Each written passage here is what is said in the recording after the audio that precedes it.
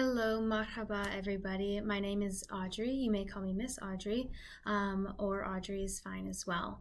I am so excited to be teaching you guys and being a teacher for you in talking about American culture and Arab culture and how they compare and how we can look at both cultures and compare one another. So I think the first step in learning about culture is to give it a good definition. So you may, throughout this video, pause it to think about your answers to questions I ask. You may write it down. You may think of it in your head and leave it there, but feel free to pause the video throughout to answer the questions that I ask. So let's start with a definition of culture. If you want, you can pause the video right now and think, what does culture mean to me? Or what do I think culture means? So think about that. Take a moment right now to decide what your definition of culture is. For the sake of this class and this lecture, we're going to define culture as culture is the shared assumptions, values, and beliefs of a group of people which result in characteristic behaviors. So we can think of culture as a shared set of assumptions, values, and beliefs, meaning what do me in my group of people in my country or my family or anything else like that, in a group of people, what do we all believe? What do we share in our beliefs? What do we share in our assumptions? And also how do we act? How do we share in how we act? So when we're thinking about culture, let's think about what does American culture look like in the shared beliefs, assumptions, and values in American culture versus the shared assumptions, values, and beliefs in Arab culture? This definition, I'll read it again. This definition of culture says that culture is the shared assumptions, values, and beliefs of a group of people which result in characteristic behaviors. So all these shared beliefs and assumptions, they're going to cause us to act a certain way, and that is the behaviors. So this definition shows us two things. Here they are. One thing is culture, it has an invisible dimension, so we cannot see a dimension of culture. We cannot see the assumptions, values, and beliefs. Those are things that we cannot see.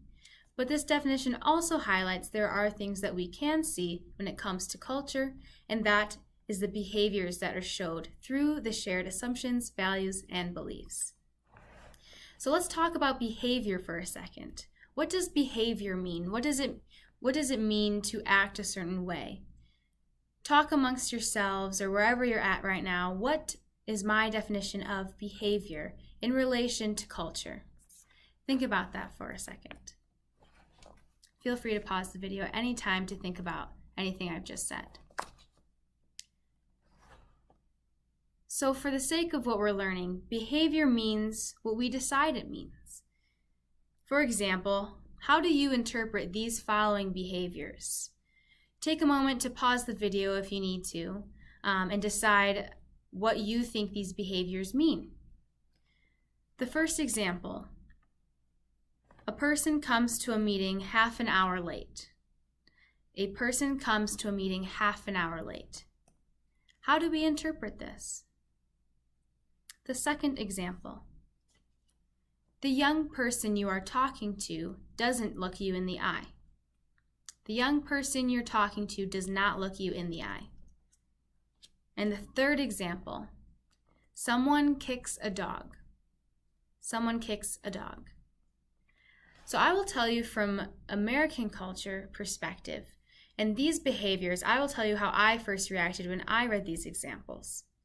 For the first example, a person comes in late to a meeting, 30 minutes after the meeting has started. To me, that would be a sign of disrespect, or there would have to be some sort of explanation as to why that person was 30 minutes late. However, time is viewed differently in different cultures, which we will get into later. For the second example, the young person you are talking to does not look you in the eye. Now for me, this would be a very normal thing. It would be a very normal thing if someone I was talking to wasn't looking me in the eye. It would be a little bit weird, it would be a little strange, but it would also be very normal and acceptable. And for the third example, someone kicks a dog, that would not at all be acceptable in my culture, because there is a value on dogs in my culture. So if we understand the cultural differences of ourselves and the people in the situations described, we will likely interpret the different behaviors differently.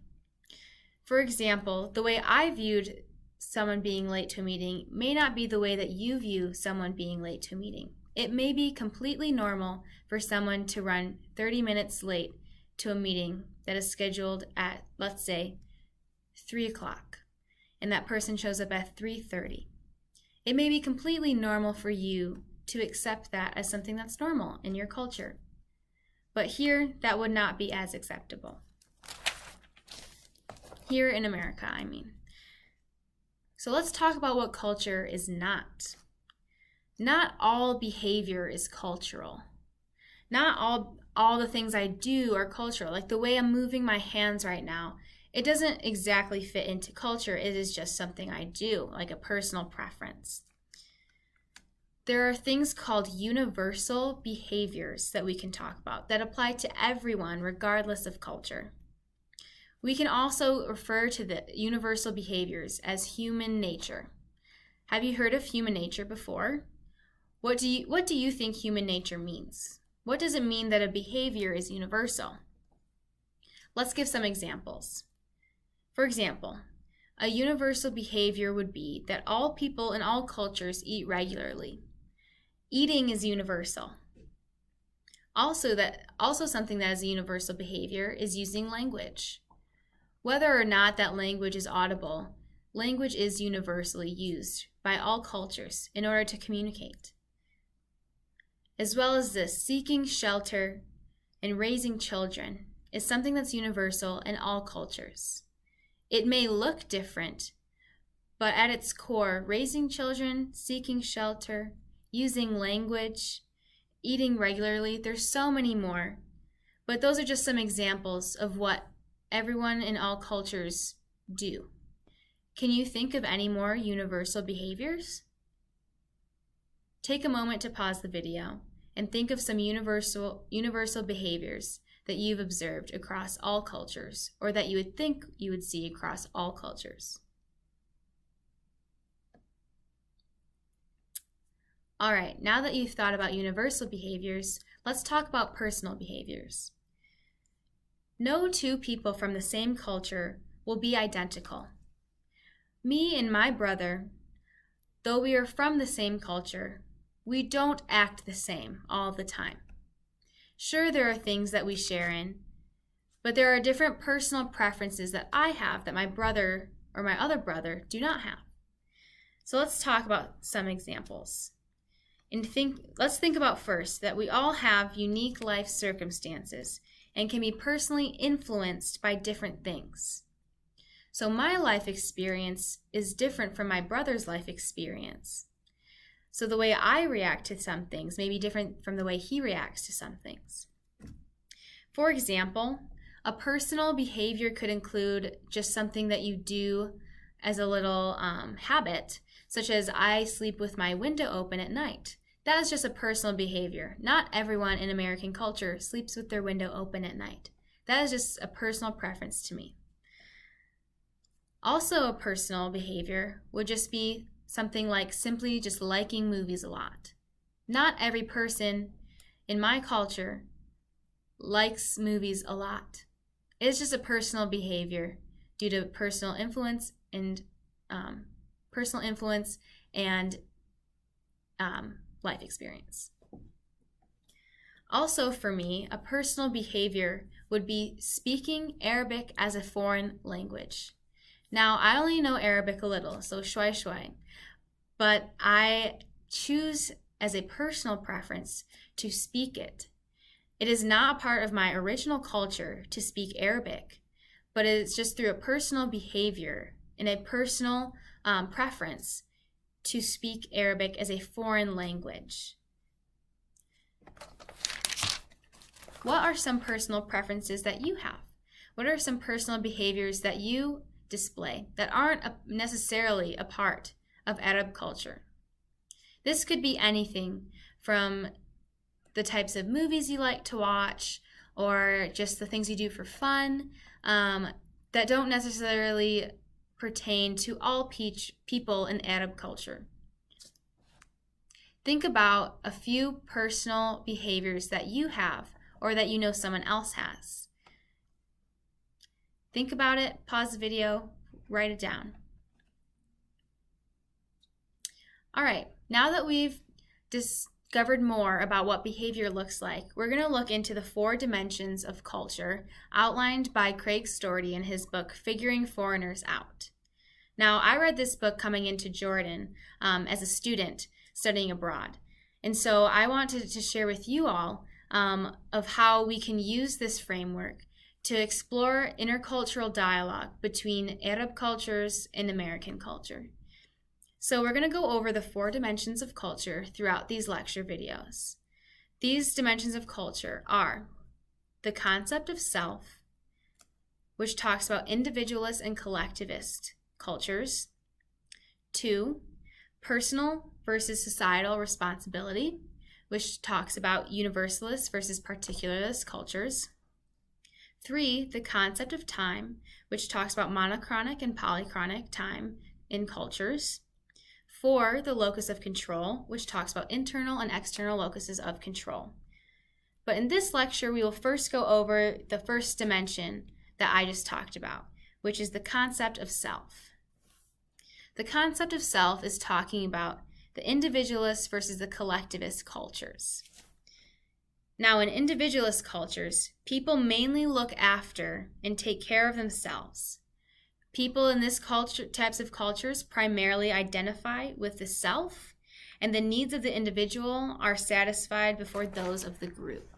So it really is more independent, focused on the self. What do I need? How do I need to operate today so that everyone else can benefit? Independence and self-reliance are greatly valued, and the number one desired thing in an individualist culture is a sense of personal freedom. So, in an individualist culture, we can think about people thinking more about themselves as an individual than that of themselves within a group. So, for example, for myself, I would think of the things that I do to be more for myself and not necessarily for the sake of my family or the friend group I'm in.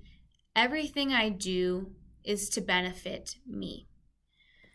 So that is what we want to be thinking about when we think about the individualist culture. In the collectivist culture, this is on the other end of the spectrum. In the collectivist culture, one's identity is found in one's membership of a group, like your family, for example. So you find your identity in your family or the group that you're a part of. The success of the group ensures the well-being of the individual. So I don't think in a collectivist culture, we're not thinking, how do I do something that will benefit the group, but how does the group do something that benefits me? So we think of things working as a collective, not so much as individuals. We think of things as a collective group doing things to benefit all the individuals in that group. In a collectivist culture, harmony and interdependence of group members is greatly valued. So in a collectivist society, in a collectivist culture, we can think about harmony and interdependence as being the things that are greatly valued. Now, this is different from independence being valued in an individualist culture. Independence highlights the freedom of a personal freedom. Interdependence means dependence amongst one another. Independence means individual dependence on self. So those are different. And so with this, I will write behind me on the board just the spectrum to be thinking about, and thinking about individualist versus collectivist cultures to give you a visual.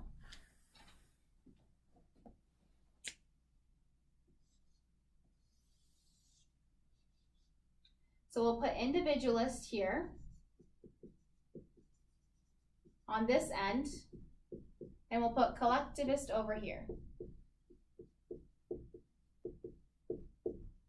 So we have this. This says individualist, and this says collectivist. So I will draw a few people, just so you guys can see. So we have this person, so they're a part of a group. So they're working as a group for the well-being of each other. Over here,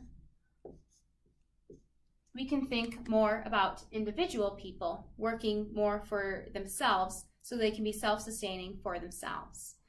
And so on one end, we have the individualist culture, and on the other end, we have the collectivist culture. Now, it's important to note that even though cultures do have more than one of these, most cultures are either more individualist or some cultures are more collectivist. However, no culture will be only individualist or only collectivist. They will have elements of both. Some cultures do tend to be more one than the other.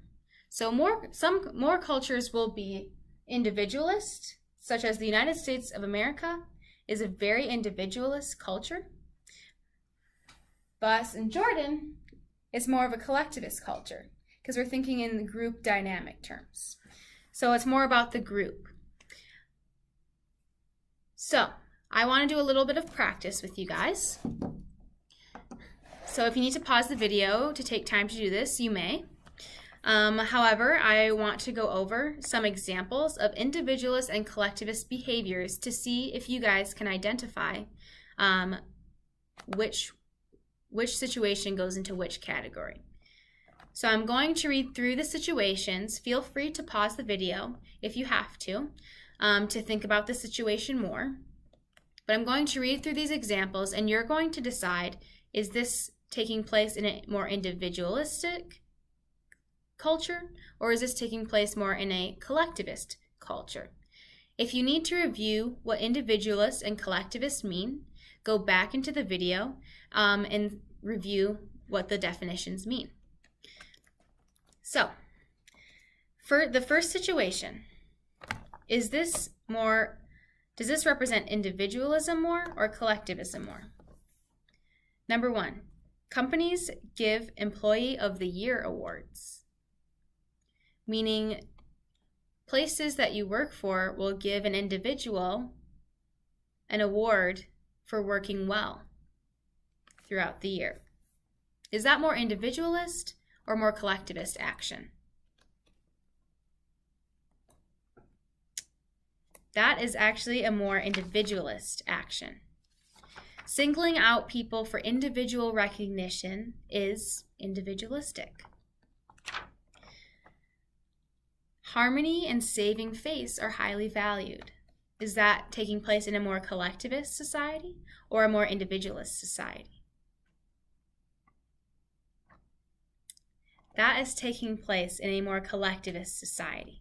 Remember, we talked about harmony being greatly valued in a collectivist society. Harmony of the group. Friendships are for life. People have one or two close friends. Is that a characteristic of an individualist society or a collectivist society?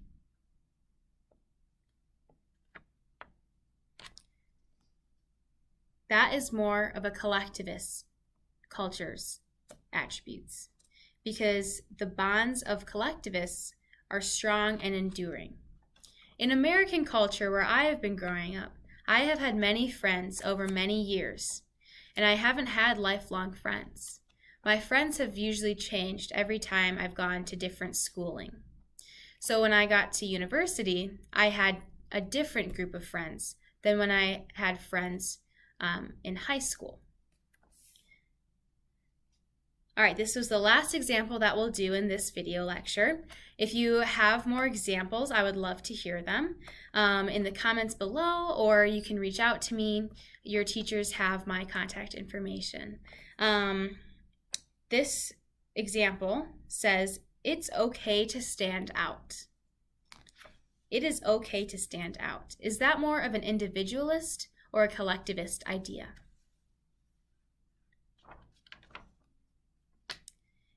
This is more of an individualist idea. Collectivists are generally more comfortable with group rather than personal recognition. In collectivist cultures, the group is who wants to be recognized as more, wants more recognition, versus the individual in individualist cultures wanting more personal recognition. So it's saying it's okay to stand out is more of an individualist thing to say. I hope you were able to learn about individualist and collectivist cultures today. Think about what your culture looks like. Is it more collectivist or individualist? I know for me, my American culture is more individualist, for sure. Next time, we'll go over the universalist versus particularist dimension of culture. But for now, if you have any questions about anything we've talked about today, please feel free to leave a comment below or ask your teacher to ask the question for you. Your teachers have my contact information, they have my email, so they can ask me questions on your behalf. I'm so happy to be working with you all, and I can't wait to be posting more videos and hearing everything that you guys are learning, and hopefully being able to see your faces in person one day, inshallah. Have a good day. Review this video. If you need more help, feel free to go back and watch the video for more explanations. Bye.